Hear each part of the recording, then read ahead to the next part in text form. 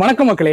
அறம் அறிவோம் ஹிஸ்டரியில இன்னைக்கு நம்ம கூட புதுச்சேரி மாநில திமுகவின் மாணவரணி அமைப்பாளர் திரு SP மணிமாறன் அறிஞ்சிருக்காங்க. வணக்கம்ண்ணே. வணக்கம். எப்படி இருக்கீங்க? நல்லா இருக்குங்க. பாண்டிச்சேரி எப்படி இருக்கு? பாண்டிச்சேரி ஒரு விடியலை நோக்கி நகர்ந்துட்டு இருக்கு. விடியலை நோக்கி நடந்துகிட்டு இருக்கு. நிச்சயமாக இந்த தேர்தல் ஒரு விடியலுக்கான பயணமா? நிச்சயமாக. யாருக்கிட்ட இருந்து விடியலை எதிர்பார்க்கறீங்க? இல்ல, பிஜேபி கிட்ட இருந்தா விடியலை எதிர்பார்க்கிறோம். ஒன்றியத்தில் இருக்கக்கூடிய பிஜேபி 10 வருஷமா இந்தியா இரண்டு நிலைக்கு கொண்டு வந்துடுச்சு அப்படின்னு மக்கள் ஃபீல் பண்றோம். அதனால அவங்க கிட்ட இருந்து கொண்டுட்டு வரணும், விடியலை நோக்கி தான். தமிழகம் அசம்பிளி எலெக்ஷன்ல வந்தாச்சு. அதனால கடந்த தேர்தலில் ஒரு இது சொல்லுவாங்க, பழமொழி கூட, தமிழ் என்ற ஒரு இனம் உண்டு, அவர்களுக்கு தனியே ஒரு குணம் உண்டு. அது போலதான் போன தடவை 40க்கு 39 வந்தாங்க. இந்த வாட்டி நிச்சயமா 40க்கு 40 இந்தியா கூட்டணி தான் வரும். அது தமிழகத்தில் இருக்கக்கூடிய விடியல் அரசை நோக்கி தான் இப்ப இந்தியா முழுக்க இந்த அரசு கொண்டு வந்த திட்டங்கள் எல்லாத்தையுமே தேர்தல் அறிக்கையில் சொல்லியிருக்காங்க. இதன் மூலமாக விடியலை நோக்கிய பயணத்துல தயாராயிட்டாங்க. புதுச்சேரி விடியல் நோக்கிய பயணத்துல தான் இருக்கு. 40க்கு 40 ஜெயிச்சிருவோம் அப்படின்னு சொல்றீங்க. புதுச்சேரியும் விடியல் நோக்கிய பயணம் சொல்றீங்க. ஆனா இங்க எதிர்கட்சியில ஏதாவது எதிராக நிக்கிறவங்க, உங்க இந்தியா கூட்டணில இருந்து எதிராக நிக்கிறது உள்துறை அமைச்சர் நமச்சிவாயம் அவர்கள். அவங்களுக்கு தான் வெற்றி வாய்ப்பு பிரகாசமா இருக்கு, பாரதிய ஜனதா தான் மீண்டும் இங்க ஆட்சிக்கு வரப்போகுது அப்படின்னு சொல்றாங்களே, எதை எப்படி பாக்குறீங்க? இல்ல, அது சொல்றவங்க அவங்க சொல்றாங்க, அவர் நிச்சயமா தோத்துருவான்ற பயத்துல இருந்தால்தான் அவர் கையில இருக்கிற அந்த ஹோம் மினிஸ்டர் போஸ்டிங் அவர் ரிசைன் பண்ணாமலே அப்படியே கண்டினியூ பண்ணிட்டாரு. எலெக்ஷன் முடிஞ்சதுக்கு அப்புறம் திருப்பி அந்த வேலையை பார்த்துக்கலாம் அப்படின்னு அவருக்கு நம்பிக்கை இருந்தா அவர் அதை ரிசைன் பண்ணிட்டு நின்று இருப்பார். அதே ஒரு எக்ஸாம்பிளுக்காக சொல்றேன் உங்களுக்கு.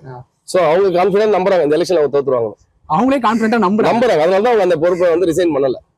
இல்லாட்டி அவங்க பண்ணிட்டு நம்பிக்கையா நின்று இருக்கலாம். இப்போ நீங்க பிரச்சாரம் பண்ணிக்கிட்டு இருக்கீங்க, மக்கள்கிட்ட எழுச்சி எப்படி இருக்கு? காங்கிரஸ்க்கோ இந்தியா கூட்டணிக்கோ எழுச்சி எப்படி? இப்போ பப்ளிக்ல குறிப்பா இந்த வாகன பிரச்சாரம் நாங்க செஞ்சுட்டு இருக்கோம். பண்ணும்போது பாத்தீங்கன்னாக்கா, நம்ம பேசிட்டு இருக்கும்போது பப்ளிக்ல யாராச்சும் ஒருத்தவங்க வராங்க, அவங்க நம்ம கிட்ட கை காட்டி நிறுத்தி ஏதோ ஒரு விஷயம் சொல்றாங்க. அப்போ ஒருவேளை அவங்க என்ன சொல்ல வராங்க அப்படின்னு சொல்லி நம்ம கூர்ந்து கவனிக்கும் போது, நம்ம பேசிட்டு இருக்க விஷயத்துல, ஏன்னா இந்த இபி மேட்டர், இபி வித்துட்டாங்களே, அதை பத்தி பேசுங்க. இந்த புதுச்சேரிக்கு மாநில அந்தஸ்து வரும்னு சொல்லிட்டு ஏமாத்திட்டாங்க, அதை பத்தி பேசுங்க. இந்த கஞ்சா போகிறத பத்தி பேசுங்க அப்படின்னு ஏதோ ஒரு இஷ்யூவை பப்ளிக் போறதை நிறுத்தி நம்ம கிட்ட சொல்லிட்டு போறாங்க. பப்ளிக் கிட்ட எதிர்பார்ப்புகள் அதிகமா இருக்கு. இந்த கவர்மெண்ட் நமக்கு புதுச்சேரிக்கு ஒரு சரியான கவர்மெண்ட் இல்ல அப்படின்னு பப்ளிக் ஃபீல் பண்றாங்க. அது சின்ன பிள்ளைங்கள்ல இருந்து என்கிட்ட நிறைய எவிடன்ஸ் இருக்கு, நிறைய இப்ப பாத்துட்டு வந்தாங்க. சின்ன பிள்ளைங்கள்ல இருந்து மகளிர்ல இருந்து பெரியவங்கல இருந்து எல்லாருமே ஏதோ ஒரு செய்தியை அவங்க மனசுல இருக்கிறத நம்ம எதிரொலிக்கணும் அப்படின்னு சொல்லி விரும்புறாங்க, நம்ம கிட்ட சொல்றாங்க. அது நம்ம இந்த பிரச்சாரத்தின் மூலியமாக நம்ம முழுமையாக அனுபவிக்கிறோம். நீங்களே சொன்ன மாதிரி நிறைய பிரச்சனைகள் இருக்குது புதுச்சேரியை பொறுத்த வரைக்கும். இபி பிரச்சனை இருக்குது, ஒரு ஏரியாவுக்கும் ஒரு தகுந்த பிரச்சனைகள் நிறைய வந்துகிட்டு இருக்கு. ஆனா அதுல முக்கியமா பிரதானமா புதுச்சேரி முழுக்க சொல்றது இந்த கஞ்சா புழக்கம் ரொம்ப அதிகமா இருக்குது. கஞ்சா புழக்கத்தினால ரொம்ப அண்மையில ஒரு சிறுமி ரொம்ப கொடுமையான. ஆனா இந்த கஞ்சா புழக்கத்துக்கு முழுக்க திமுக ரொம்ப இதுல ஈடுபடுறாங்க. திமுக இளைஞர் அணில இருந்து நிறைய பேர் இதுல சம்பந்தப்பட்டிருக்காங்க அப்படின்னு சொல்றாங்களே, அந்த குற்றச்சாட்டை எப்படி பாக்குறீங்க? அது ஏதாவது உண்மை நினைக்கிறீங்களா? இப்போ கவர்மெண்ட் திமுக கவர்மெண்ட் இல்ல, இளைஞர் அணியை சேர்ந்தவங்க யாரும் போலீஸ் டிபார்ட்மெண்ட்ல ஒர்க் பண்ணல. போலீஸ் டிபார்ட்மெண்ட் முழுக்க யார்கிட்ட இருக்குனாக்கா பிஜேபியோட இப்ப நிக்கக்கூடிய கேண்டிடேட் கிட்ட இருக்கு. Government BJP government. என்ஆர் இதுல சும்மா அவரு இருக்காரு, அவ்வளவுதான். அவர் ஒரு சிஎம்மா நடிச்சிட்டு இருக்காரு, அவ்வளவுதான். அவ்வளவுதான் அவருக்கு கதை, அவ்வளவுதான். ஓகேங்களா? ஹோம் மினிஸ்டர், போலீஸ் டிபார்ட்மெண்ட், இவங்க எல்லாம் இருக்காங்க இல்லையா, அவங்களுடைய ஆதரவோடு தான் இது கஞ்சா விற்கப்படுது அப்படின்னு புதுச்சேரி முழுக்க தெரியும். இப்போ இந்த இளைஞரணி மேல ஒரு குற்றச்சாட்டு அப்படின்னு சொன்னா, இளைஞர்களில யாராச்சும் ஒருத்தவங்க, இப்ப நான் நினைக்கிறேன், நான் ஒரு பொது வாழ்க்கையில இருக்கேன், என் கூட யாராவது ஒரு தம்பி என்கிட்ட ஒரு பழக்கத்துல ஒரு போட்டோ எடுக்கிறாங்க அப்படின்னு சொன்னா, அந்த புகைப்படத்தை வச்சுட்டு அவர் கூட இருக்காங்க அப்படின்னு சொல்லி ஒரு குற்றச்சாட்டு, ஒரு திட்டமிட்ட ஒரு புகாரை சொல்றதுக்காக நடக்குதே தவிர, இளைஞர்கள் இருக்கிற ஒரு கையில எந்த அதிகாரமும் இல்லை. அதிகாரம் இருக்கிறவங்க பிஜேபி. காவல்துறையை வச்சு கண்ட்ரோல் பண்ண வேண்டிய இடத்துல இருக்கும் அவங்க. இதுக்கு காவல்துறை பாத்தீங்கன்னாக்கா நம்ம தினமும் பார்க்கலாம் பேப்பர்ல. என்ன பார்க்கலாம்? இந்த இடத்துல கஞ்சாவால பாதிக்கப்பட்ட விக்டிம்ஸ் இருக்காங்க இல்லையா, அவங்களதான் அரெஸ்ட் பண்ணுவாங்க. அதுக்கு அந்த நேரத்துல கொஞ்சோண்டு விற்கிறாம பாருங்க, யாராவது ஒருத்தர் அந்த சேலர், இந்த ரீட்டைலர் அந்த மாதிரி இருக்காங்க, கடைசி கடைநிலை கஞ்சா வியாபாரி, அவர் தான் கைது பண்ணுவாங்க. தவிர இது பாண்டிச்சேரி முழுக்க இருக்கிற ஹோல்சேல் வியாபாரி யாருன்னு தெரிஞ்சாலும் கைது பண்ண மாட்டாங்க. அது கண்டுபிடிக்க கண்டுபிடி பண்ண மாட்டாங்க. ஏன்னா அவங்க தான் டைரக்டா பிஜேபி கூட தொடர்பு இருக்காங்க அப்படின்றது எங்களுடைய டைரக்டா நேரடியான குற்றச்சாட்டு. குற்றம் சொல்ற மாதிரி நீங்களும் அவங்கள குற்றம் சொல்றீங்க. தீர்வு என்னவா நினைக்கிறீங்க? இதுக்கு தீர்வு அதிகாரத்துல இருக்கக்கூடியவங்க தான் திருவணும்.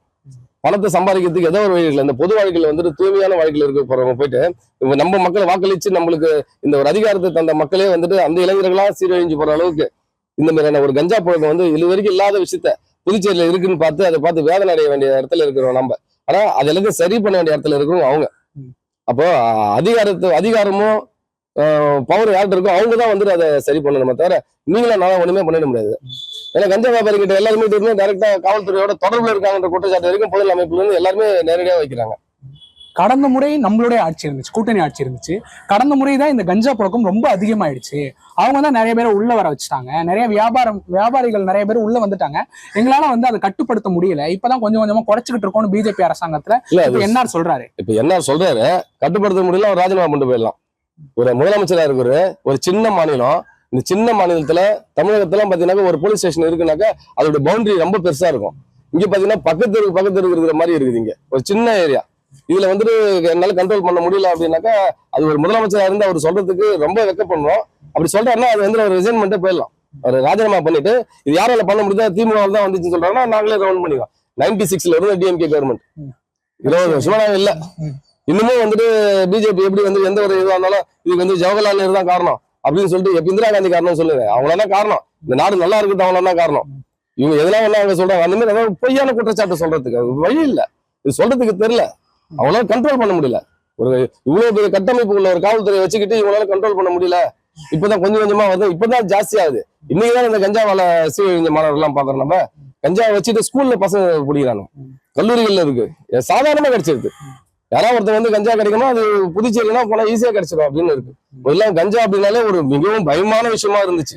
இன்னைக்கு கஞ்சா கையில வச்சிருக்கிறது சாதாரண விஷயமா ஆச்சு புதுச்சேரியில. இது எல்லாத்தையுமே தெரிஞ்சுக்கிட்டு அவரால் வந்துட்டு கண்ட்ரோல் பண்ண முடியல அப்படின்னு சொல்றது. அந்த ஹோம் மினிஸ்டர் வந்து என்னால கஞ்சா கண்ட்ரோல் பண்ண முடியல அப்படின்னு சொல்லி வாக்கு சேகரிக்க வராரு இப்போ அப்படின்னு அவர் நம்ம எடுத்துக்கிட்டீங்களா? அப்படி எடுத்துக்கிட்டீங்கன்னா அது வந்துட்டு ஒரு வியப்பான விஷயம் தான் அது. ஏன்னா முழு கண்ட்ரோல் இருக்கிறது அவங்க. இப்போ நம்மளுடைய தேர்தல் அறிக்கை ரொம்ப திமுக தேர்தல் அறிக்கையை தான் வந்து இந்தியா கூட்டணியே முன்மாதிரியா எடுத்துக்கிட்டாங்க. இந்தியா முழுக்க கொண்டு போய் சேர்க்கிற திமுக அறிக்கை தான் வந்து முன்னாடி இருந்துச்சு அப்படின்னு சொன்னாங்க. அதுல முக்கியமா பிரதானமா சொல்லப்பட்ட விஷயங்கள்ல புதுச்சேரிக்கு மாநில அந்தஸ்து.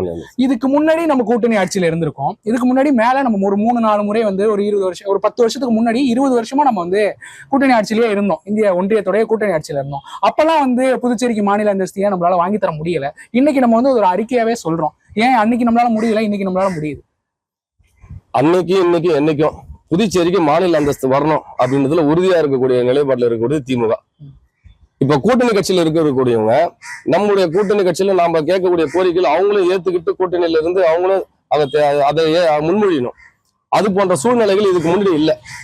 இப்போ வந்து தமிழகத்துடைய முதலமைச்சர் திமுக தலைவர் வந்துட்டு முன்மொழிஞ்சார் புதுச்சேரிக்கு மாநில அந்தஸ்துன்னு.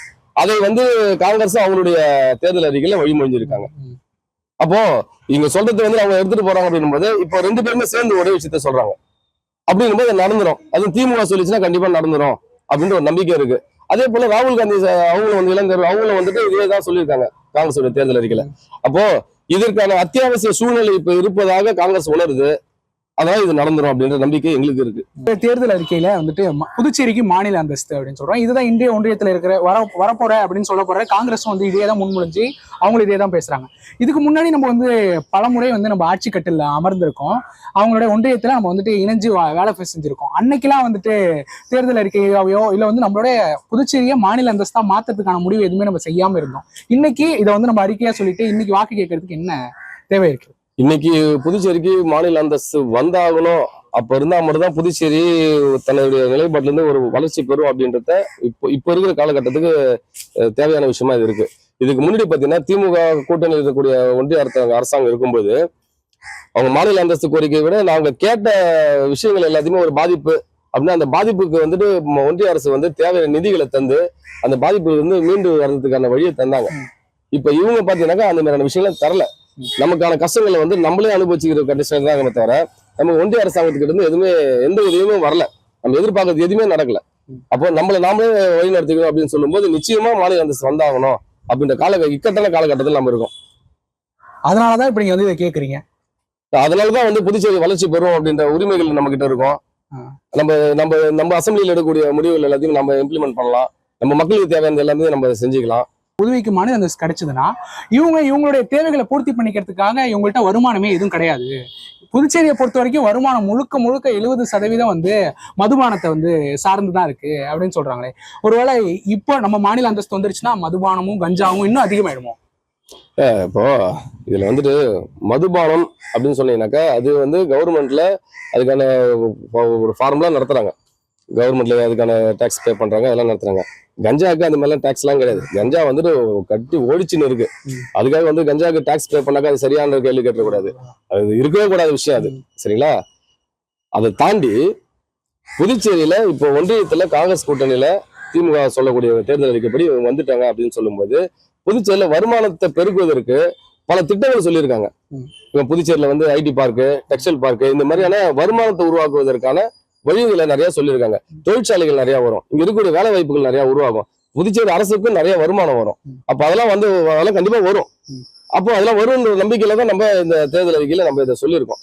அதனால வருமானத்தை பத்தி கவலைப்பட வேண்டியதுல வரக்கூடிய அரசாங்கம் நிச்சயமா புதுச்சேரியில செல்ஃப் சபிஷியன்டா இருக்கக்கூடிய ஒரு அரசாங்கமா இருக்கிறதுக்கு வழி தந்துடும்.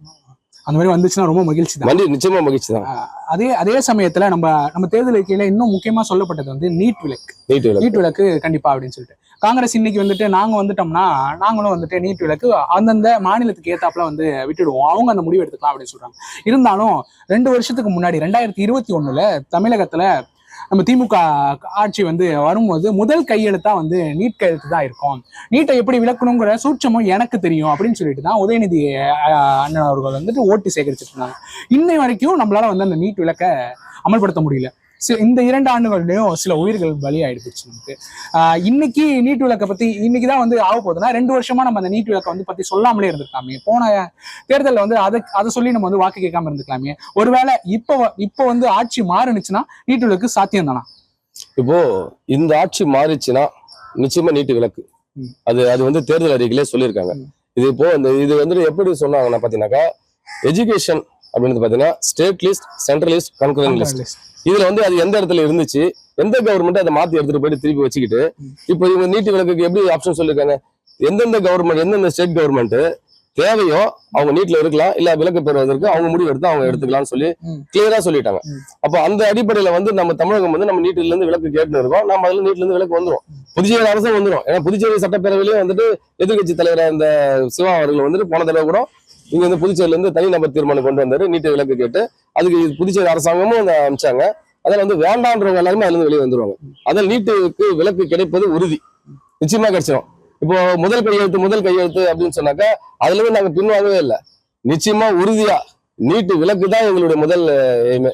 ஏன்னா புதுச்சேரி தமிழகம் இங்க பாத்தீங்கன்னா தொடர்ந்து பல உயிர்கள் பலி கொடுத்துட்டோம். இதுல வந்து வேதனையான விஷயம், நல்லா படிக்கிற பிள்ளைங்க மருத்துவர் ஆகி நம்ம வந்து சேவை செய்யணும், இந்த உலகத்துக்கு நம்ம எதை செய்யணும்னு சொல்லி அந்த கனவோட இருக்க பிள்ளைகளை வந்து நம்ம பலி கொடுத்துட்டோம். அதனால வந்து இனி அந்த பலி தொடராது. அப்போ நிச்சயமா வந்து நீட்டு விலக்கு நமக்கு கண்டிப்பா கிடைச்சிடும். தேர்தல் களம் எப்படி இருக்கு? புதுச்சேரியோட தேர்தல் களம் எப்படி? புதுச்சேரி தேர்தல் களம் பாத்தீங்கன்னா தமிழகத்தை ஒற்றிய எப்பயுமே வந்து தமிழகத்தை ஒற்றிய நிலைப்பாடு தான் அந்த அலை தான் இங்க இருக்கும்.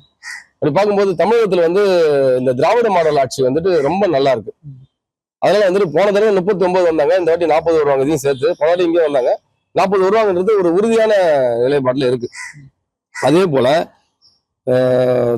நார்த் இந்தியா இப்ப ஓவராலா பாத்தீங்கன்னா அங்கேயும் வந்து எதிர்ப்பு அலைகள் நிறைய உருவாயிடுச்சு. ஏன்னா இவங்க வந்து யாரோ ஒருத்தவங்களுக்கு மட்டுமே பண்ணல, ஒட்டுமொத்த இந்தியாவுமே அவங்க குழி தோண்டி வீணாக்கிட்டாங்க, பொருளாதாரத்தை சீரழிச்சிட்டாங்க. இது எல்லாமே உங்களுக்கு தெரியும். தொடர்ந்து லைனா எல்லா டிபார்ட்மெண்ட்டுமே அவங்க சீரழிச்சிட்டாங்க.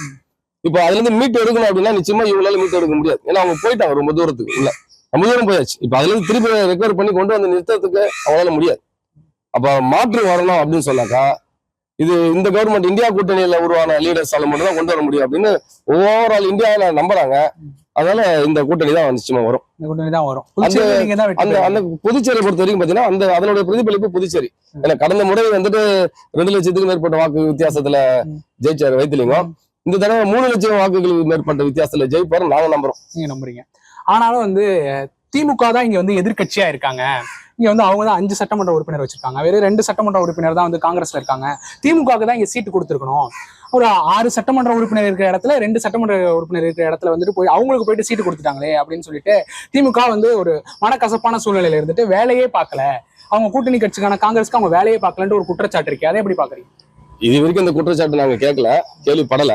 ஒரு விஷயம் என்னன்னா திமுக 6 எம்எல்ஏ இருந்தாலும் சரி, இல்ல 20 எம்எல்ஏ இருந்தாலும் சரி, நாங்க வந்து தலைமைக்கு கட்டுப்பட்டவங்க, கடமை கண்ணியம் கட்டுப்பாடு, அதுல இருந்து மாற மாட்டோம்.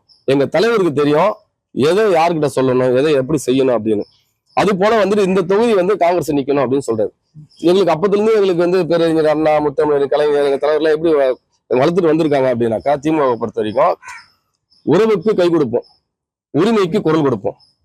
இது எங்களுடைய நிலைப்பாடு. கூட்டணின்னு வந்ததுக்கு அப்புறம், தலைவர் சொன்னதுக்கு அப்புறம் எங்களுக்குன்னு தனி ஒரு முடிவுலாம் கிடையாது. தலைவர் கரெக்டான முடிவு எடுக்கிறார் அப்படின்றத ஏத்துக்கிட்டு நாங்க பயணம் பண்றோம். அப்ப தலைவர் கரெக்டான ஒரு முடிவு எடுத்து இவங்க கேண்டிடேட்னு சொன்னதுக்கு அப்புறம் நாங்க காத்துன்னு இல்ல. எங்களுக்கு வந்து கூட்டணியில இருந்து அவங்க சொல்லணும், இவங்க சொல்லணும், இந்த தனி மனுஷன்லாம் நாங்க பார்க்கல. இன்னமும் ஒரு படி மேல போட்டு எங்க தலைவர் வந்து எங்களுக்கு எல்லாருக்கும் தமிழ் முழுக்க சொல்லியிருக்க என்ன சொல்லியிருக்காங்கன்னா, இந்த தேர்தல் ஆனது யார் ஆள வேண்டும் என்பதை விட யார் ஆளக்கூடாது என்பதற்கான தேர்தல். அப்போ பிஜேபி ஆளக்கூடாது அப்படின்ற தேர்தல் முடிவில் இருக்கும்போது எங்களுடைய பார்வையில நாங்க அங்க இருக்கும்போது இந்த சிறு சிறு கட்டுக்கதைகளுக்கெல்லாம் நாங்க வந்துட்டு ஆளாக மாட்டோம்.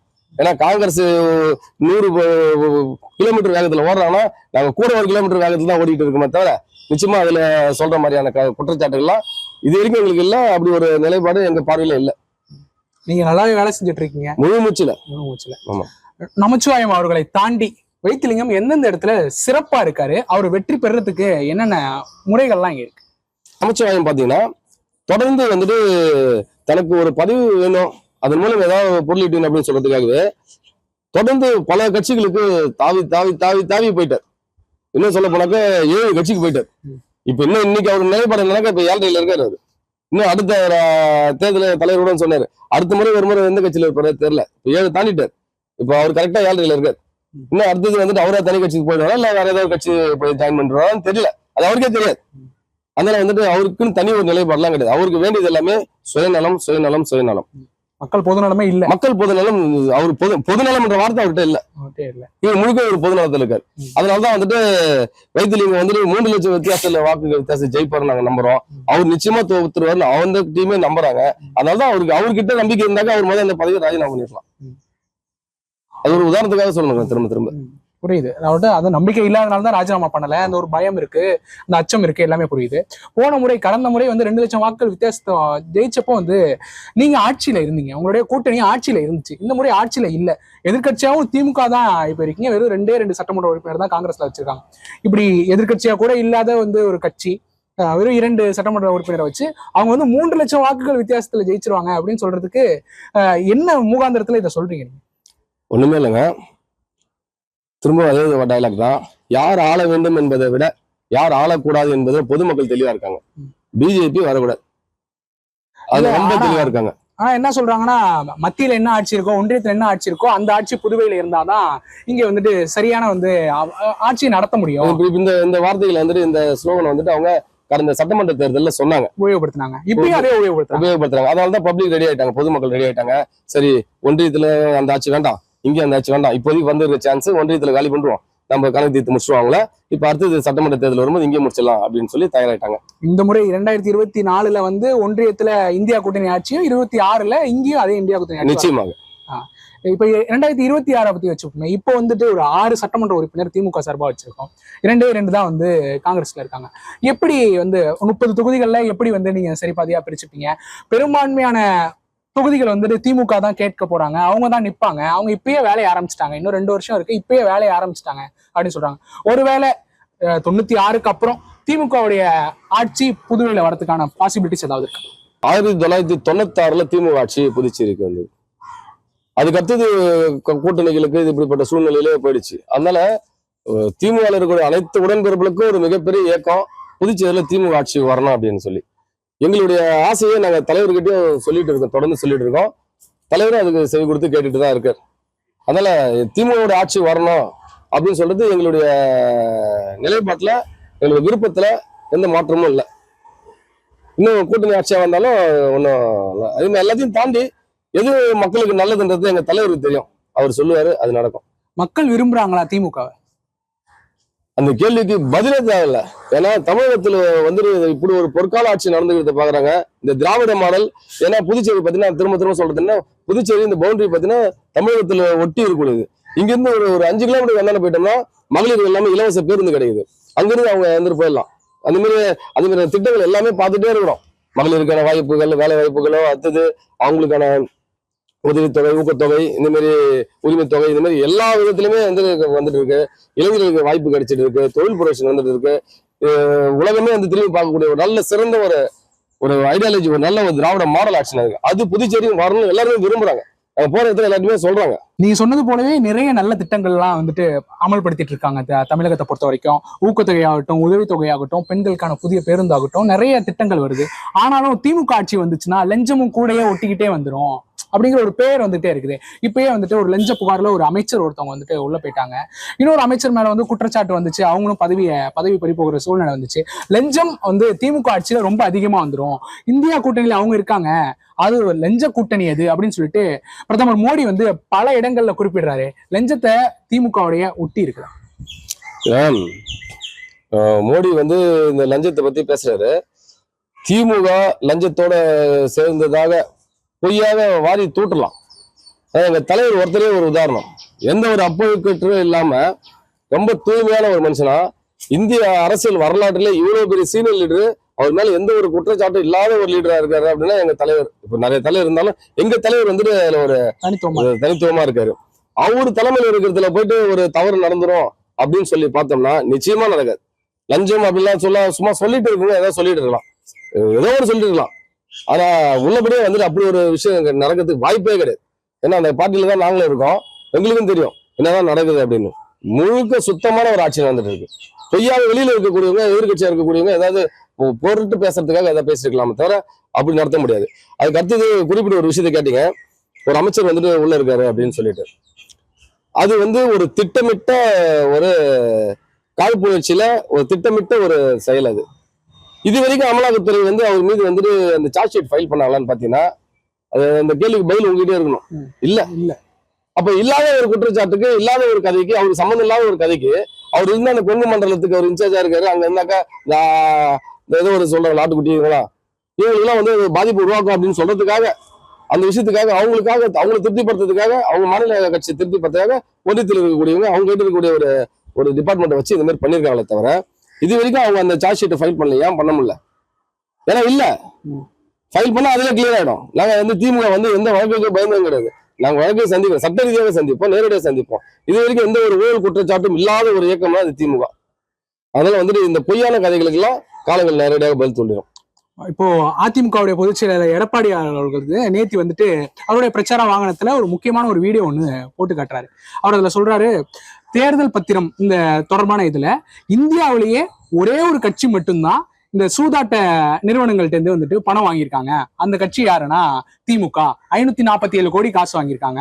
இதெல்லாம் என்ன அப்படின்னு சொல்லிட்டு அவர் வந்து ஒரு முக்கியமான பெரிய குற்றச்சாட்டை சொல்றாரு. இதுல உதயநிதி அண்ணன் அவர்களுக்கு பெரிய தொடர்பு இருக்குது. அவர் மூலியமா தான் பணம் வந்து இவங்களுக்கு வந்து தேர்தல் பத்திரம் அந்த நிறுவனத்துல இருந்து கிடைச்சது அப்படின்னு சொல்றாங்க. இந்த குற்றச்சாட்டையும் அவர் சொல்ற பொதுவெளியில அவர் ஒரு பெரிய குற்றச்சாட்டா வைக்கிறார். இதை எப்படி பாக்குறீங்க? இப்போ இந்த பாதம் தாங்கி பழனிசாமி சொல்ற விஷயத்துக்கெல்லாம், அவர் சொல்ற குற்றச்சாட்டுகள் எல்லாத்தையும் ஒரு வீடியோ எல்லாம் காட்டுறதா, அதுக்கெல்லாம் பதில் வந்து நாங்க சொல்ல வேணாம், பொதுமக்கள் தயாரா இருக்காங்க. அது இந்த தேர்தலுடைய பதில் சொல்லிடுவாங்க. அவங்களுக்கு மக்களுக்கு யார் சரியான நிச்சயமா அவங்களுக்கு தெரியும். இந்த தேர்தல் முடிவு வந்து உங்களுக்கு சாதகமா தான் இருக்கணும். முழுக்க நம்புறீங்க? முழுக்க நம்ம 100% 40%, 40க்கு 40 நம்புறோம். 40க்கு 40 சொல்லிட்டீங்க. இந்திய அளவுல ஒன்றியத்துல எவ்வளவு சீட் வருவீங்க நீங்க எதிர்பார்க்கறீங்க? இல்ல ஆட்சி, பெரும்பான்மை ஆட்சி, நம்ம ஆட்சி, கூட்டணி ஆட்சி அதெல்லாம் சேர்ந்து வரும் கண்டிஷனுக்கு நம்ம எதிர்பார்க்கிறோம். நம்ம திரும்ப சொல்றது என்னன்னா யார் ஆளக்கூடாது என்பதுல தெளிவா இருக்கும். அதனால ஆட்சி மாற்றம் நிச்சயமா உண்டு. அது இந்த இந்தியா கூட்டணி தான் ஆட்சி அமைக்கும். இதேதான் நீங்க சொல்றீங்க. உங்க கூட்டணி சார்ந்த எல்லாருமே இதேதான் சொல்றீங்க. நாங்க 400 சீட்டு ஜெயிப்போம் அப்படின்னு சொல்லிட்டு நாடாளுமன்றத்திலே கர்ஜித்து சொல்றாரு பிரதமர் மோடி. அதே சமயத்துல வந்துட்டு நீங்க அண்ணாமலை வந்துட்டு பாரதிய ஜனதாவுடைய தமிழக தலைவர் சொல்றாரு, 400 சீட்டு நாங்க ஜெயிப்போம், தமிழகத்துல இருந்து நாங்க வந்து ரெட்டை இலக்கில வந்துட்டு நாங்க வந்து இங்க இருந்து அமைச்சர்கள் அனுப்பி வைப்போம், அவங்க வந்துட்டு மத்தியில வந்து அமைச்சராகவும் மாறிடுவாங்க. அதே சமயத்துல உங்களால ஒரு பிரதமர் கேண்டிடேட்டை கூட உங்களால வந்து முடிஞ்சு சொல்ல முடியல. போன முறை 2019 தளபதி ஸ்டாலின் அவர்கள் வந்து ராகுல் காந்தி தான் எங்களுடைய பிரதமர் வேட்பாளர் அப்படின்னு சொன்னாரு. பொதுக்கூட்டங்கள் நடந்துருச்சு, வந்து உட்கார்ந்து இருந்தாரு. மை டியர் பிரதர் அப்படின்னு தான் வந்து குறிப்பிடுறாரே தவிர ராகுல் காந்தியை வந்து எங்களுடைய பிரதமர் வேட்பாளர்னு திரு ஸ்டாலின் அவர்களாலேயே குறிப்பிட முடியலையே அப்படின்னு சொல்லிட்டு எதிர்கட்சிகள் எல்லாருமே சொல்றாங்க. எல்லாருமேன்றதை விட நீங்க சொன்ன மாதிரி இந்த வாயாலே வடை சுடக்கூடிய இந்திய பிரதமர் வந்து சொல்றாரு, கர்ஜிக்கிறாரு 400 அப்படின்னாக்கா அது அவர் சொன்னது எதுவுமே நடக்கல. அவர் சொன்னது எதுவுமே நடக்கல. அதே போல இங்க ஒருத்தர் அண்ணாமலை சொல்றாரு அப்படின்னாக்கா பெரிய காமெடின்னு சின்ன காமெடினா நாங்க பாக்குறோம். நாங்க வந்து ஒண்ணும் இல்லை. இப்ப அவங்களுக்கு நாங்க தர வேண்டிய தீர்ப்பு வந்து இன்னும் 2 நாள்ல இது தயாராகிடுச்சு. 19ஆம் தேதி நடந்துடும், தேர்தல் வந்துடும், அது முடிஞ்சிடும். 400 என்ன எடுத்து 4ஆம் தேதி தெரிஞ்சிடும், ஜூன் 4 தெரிஞ்சிடும். நாங்க நம்புறோம் இந்தியா கூட்டணி தான் ஆட்சி அமைக்கும். இப்ப பிரதமர் வேட்பாளர் பத்தி உங்க கருத்து என்ன? இந்தியா கூட்டணி ஒன்று கூடி முடிவு எடுப்பாங்க. இந்தியா கூட்டணி ஒருவேளை தளபதி ஸ்டாலின் அவர்களுக்கு பிரதமர் ஆகிறதுக்கான வாய்ப்பு கிடைச்சதுன்னா, இல்ல அவங்களுடைய இதுல அந்த எண்ணத்துல இருக்கிறதுனால பிரதமர் வேட்பாளரா ராகுல் காந்தியை சொல்ல தயங்குறீங்களோ? நிச்சயமா அப்படி கிடையாது. ஏன்னா காலங்காலமாக திமுக தலைவர் முத்தமிழ் கலைஞர் தான் வந்துட்டு முன்மொழியார் யார் இந்த நாட்டை ஆள போறாங்க அப்படின்றத. அது நேருவின் மகளே வருக அப்படின்னு சொல்லி இந்திரா காந்தி அம்மா சொன்னதுல இருந்து அப்புறம் சோனியா அம்மா வந்து இந்த மாதிரி இப்ப இவங்க வந்து சொல்லியிருக்காங்க. நிலைப்பாட்டுல மாற்றமே கிடையாது, நிலைப்பாட்டுல மாற்றமே கிடையாது. அது தேர்தலுக்கு பின்னாடி முடிவு பண்ணி அதை அனௌன்ஸ் பண்ணுவாங்க. தயக்கம்லாம் இல்லையா? தயக்கம்ன்ற வார்த்தையே இல்லைங்க. நாங்க தான் தயாரா இருக்கோமே, தயக்கமே இல்லை. நீங்க சொல்லிட்டீங்க புதுச்சேரியில நிச்சயமா வந்துட்டு உங்களுடைய கூட்டணியில இருக்கிற வைத்திலிங்கம் அவர்கள் தான் வெற்றி பெற போறாங்க அப்படின்னு சொல்லிட்டு நிறைய பிரச்சாரங்கள் எல்லாம் நீங்க பாக்குறீங்க அப்படின்னு சொல்லிட்டீங்க. ஆனாலும் உள்துறை அமைச்சரா இருக்கிற நமச்சிவாயம் அவர்கள் வந்துட்டு போற ஊர்கள்ல எல்லாம் வந்துட்டு பெரிய பெரிய கூட்டங்கள் எனக்கு வருது. நேத்தி வந்துட்டு அவங்களுடைய பாரதிய ஜனதாவுடைய தலைவர் வந்திருந்தாரு, நட்டா வந்திருந்தாரு, பெரிய கூட்டம் வந்துருந்துச்சு. இவ்வளவு பெரிய கூட்டத்தை வந்து புதுச்சேரியில் இது வரைக்கும் யாருமே கூட்டியது இல்ல. இந்த கூட்டம் அப்படியே வந்து எங்களுக்கு வாக்கா மாறும், நான் தான் ஜெயிப்பேன் அப்படின்னு சொல்றாரு. இல்ல அவரு அப்படி சொல்றாரு இல்லையா? நட்டா வந்தப்போ தலைவர் வந்தப்ப வந்த கூட்டம் இருக்குல்ல, இன்னைக்கு தினகரன் பேப்பர்ல திறந்து பார்த்தேன், ஹெட்லைன்ஸ்ல தொங்குச்சு, பாஜக தலைவர் ரோட் ஷோல வெரிச் தான் தலைப்பு செய்தியாக இருக்கு. அந்த புகைப்படத்தெல்லாம் பார்த்தேன். நேற்று அந்த பக்கம் கிராஸ் பண்ண அந்த பக்கம் கடக்க வேண்டிய வாய்ப்பு இருந்தது, நானும் பார்த்தேன். அப்படி அவங்க சொல்ற மாதிரியான கூட்டங்கள்லாம் நானே பார்க்கல. இல்ல ஆனா தினகரன் பத்திரிகை நம்மை சார்ந்த பத்திரிகை அப்படின்னு சொல்லிடுவாங்க. இல்ல நான் தினகரன் பத்திரிகைன்றது எதுக்கு குறிப்பிட்டு சொன்னாக்கா அவங்க எடுத்து போட்ட புகைப்படத்துக்காக அதை சொன்னேன். நானு அதை ஒரு உதாரணமா சொல்லுங்க. நானே அந்த பகுதியை கடந்து போனேன், நானே பார்த்தேன், நானே சாட்சி. நீங்களே சாட்சி. ஆமா, அதனால வந்துட்டு அந்த விஷயத்த அதுல அவங்க வந்து நேற்று அவங்க ஃபெயிலியர் ஆகும். நேற்று அவங்க தலைவர் வந்த நிகழ்ச்சியில வந்துட்டு அவங்க ஃபெயிலியர் ஆகும். இதுலயும் ஃபெயிலியர், தேர்தலையும் ஃபெயிலியர். நிச்சயமாக அவங்க ஸ்டார்டிங்ல ஃபெயிலியர். ஏன்னா கேண்டிடேட் வெற்றி பெறக்கூடிய ஒரு சூழ்நிலையில இருந்தாக்கா அந்த கட்சியில எனக்கு வேட்பாளரா நான் நிக்கிறேன் அப்படின்னு சொல்லி விரும்பி வரக்கூடிய வேட்பாளர்கள் நிறைய பேர் இருக்கணும். இப்ப நிக்கிற கேண்டிடேட் ஊரை விட்டு வருவார். எங்க என்ன கேண்டிடேட் அனௌன்ஸ் பண்ண போறாங்க, வேட்பாளர் என்ன ஆகிட போறாங்க, ஊரை விட்டு வருவார், இந்த நாட்டை விட்டே வருவார். இவரப்ப புடிச்சுக்கிட்டே திரும்பி வந்து நிக்க வச்சுக்கிறாங்க. பயத்திலே இருந்தாரு, மிக பெரிய பயத்துல இருக்காரு. அதாவது எங்க இருக்கிற பொறுப்பு பதவி போயிட போகுது, அமைச்சர் பதவி போயிட போகுதுன்னு அதையும் ஒரு பக்கம் பிடிச்சிக்கின்னு இவங்க சொன்னாங்களேன்னு ஒரு இக்கட்டான சூழ்நிலை தான் நின்று இருக்காரு. நீங்க அமைச்சர் பதவி போயிட போகுதுன்னு சொல்றீங்க, ஒருவேளை வெற்றி பெற்றா அவர் தான் ஒன்றியத்தில் அமைச்சர் ஆகிறதுக்கான பாசிபிலிட்டி இருக்கு. அந்த நம்பிக்கை அவருக்கே இல்லைன்றதுனால தான் அவர் ரிசைன் பண்ண நினைக்கிறாரு. சரி, இப்போ இவ்வளவு தூரம் வந்துட்டோன்னே, இப்போ 19ஆம் தேதி தேர்தல் வரப்போகுது. புதுச்சேரி மக்களுக்கு தேர்தலை பத்தி நீங்க என்ன சொல்ல விரும்புறீங்க? இடைவெளி இல்லாம ஒரு நிமிஷம் புதுச்சேரி மக்களுடைய உங்களுடைய கருத்தா, திமுகவுடைய கருத்தா, புதுச்சேரி மக்களுக்கு என்ன சொல்ல விரும்புறீங்களோ சொல்லுங்க. புதுச்சேரி மக்கள் எல்லாருக்கும் ஒரு அன்பான வேண்டுகோள், இப்போ வரக்கூடிய இந்த 19ஆம் தேதி நடக்கூடிய தேர்தலானது இந்தியாவுக்கு மீண்டும் ஒரு சுதந்திர போர். நாம வந்து இந்த சுதந்திர போல நம்ம பங்கேற்க வேண்டிய இடத்துல இருக்கோம். இந்தியாவை காப்பாற்ற வேண்டிய கண்டிஷன் நம்ம கிட்டே இருக்கு. நம்ம கையில் இருக்கிற மிகப்பெரிய ஆயுதம் இந்த வாக்கு. இந்த வாக்கு நம்ம இந்தியா கூட்டணிக்கு வாக்களிப்பதன் மூலமாக நம்ம இந்த நாட்டை காப்பாற்ற போறோம். அடுத்து நம்ம புதுச்சேரிய மாநில அந்தஸ்து பெற்று புதுச்சேரி ஒரு வளர்ச்சி பாதைக்கு கொண்டு வர போறோம். புதுச்சேரியானது கடுமையான ஒரு போதைக்கான ஒரு நகரமாக இருந்துருக்கு. இந்த பெஸ்ட் புதுச்சேரின்னு உருவாயிடும் அப்படின்னு சொல்லிட்டு நாங்க ஆட்சிக்கு வந்தாக்கா பாலாறும் தேனாரும் ஓடுன்னு சொன்னாங்க. இப்ப அதெல்லாம் ஓடல. எந்த ஆறு ஓடிட்டு இருக்குதுன்றது நம்ம பார்த்துன்னு இருக்கோம். வெறும் நாத்தம் பிடிச்சி போய் ஊர் இருக்கு. இது வந்து நல்லபடியாக ஒரு பூந்தோட்டமாக நல்ல ஒரு மனமாக மனிதர்கள் வாழக்கூடிய இடமாக வரணும்னா இந்த வைத்திலிங்கம் அவர்களுக்கு கை சின்னத்தில் நீங்க வாக்களிச்சு இந்தியா கூட்டணி வெற்றி பெற வேண்டும், இந்தியா மீற வேண்டும் என்று கேட்டுக்கொள்கிறேன். ரொம்ப நன்றி. நன்றி.